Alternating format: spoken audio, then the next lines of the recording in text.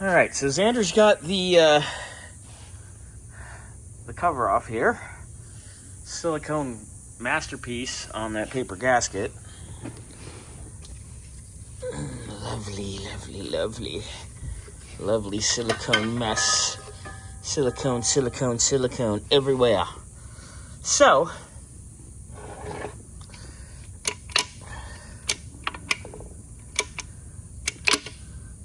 that seems to be working okay.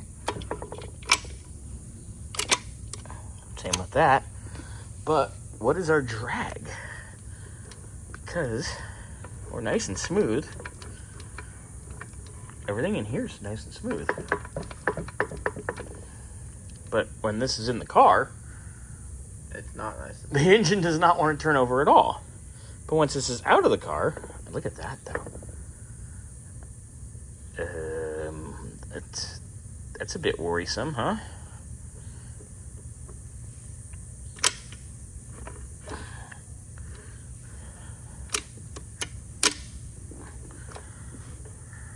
And everything seems to work in every gear.